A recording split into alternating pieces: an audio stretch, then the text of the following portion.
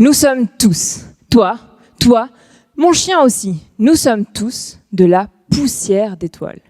Notre corps est constitué d'atomes, de carbone, d'oxygène, d'hydrogène qui ont été fabriqués dans des étoiles il y a des milliards d'années.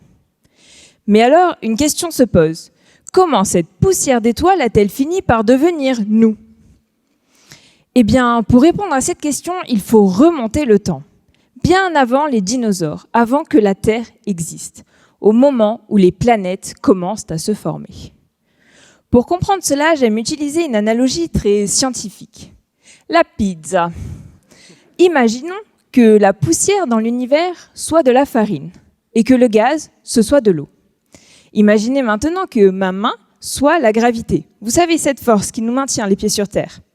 Eh bien, avec ma main, je vais mélanger la farine et l'eau pour former une grosse boule de pâte. C'est un peu ce qu'il se passe dans l'univers. La gravité assemble la poussière et le gaz pour former un nuage dense. Au cœur de ce nuage dense va se former une étoile qui tourne sur elle-même comme notre Soleil. Ensuite, le gaz et la poussière qui n'aura pas servi à constituer l'étoile va être emporté par cette rotation et venir former un disque autour de celle-ci. Un peu comme notre pizzaiolo qui vient faire tourner rapidement la boule de pâte à pizza sur son doigt pour l'aplatir. Nous venons de former un disque protoplanétaire, le berceau des planètes. Car c'est dans ces disques que les planètes vont se former, comme la Terre s'est formée dans notre propre système solaire. Au cours de ma thèse, je m'intéresse à la chimie de la pâte. Dans ces disques, il y a de nombreuses molécules, certaines très simples, d'autres beaucoup plus complexes.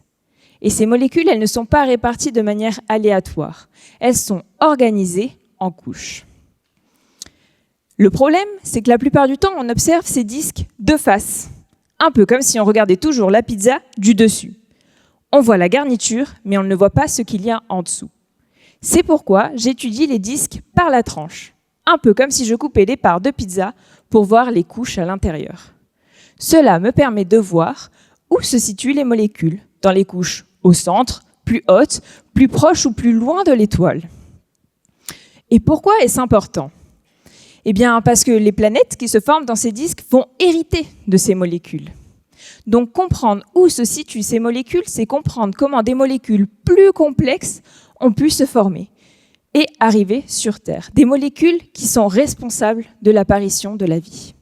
Autrement dit, en étudiant la chimie dans des disques autour d'étoiles lointaines, j'essaie de répondre à la grande question : sommes-nous seuls dans l'univers ?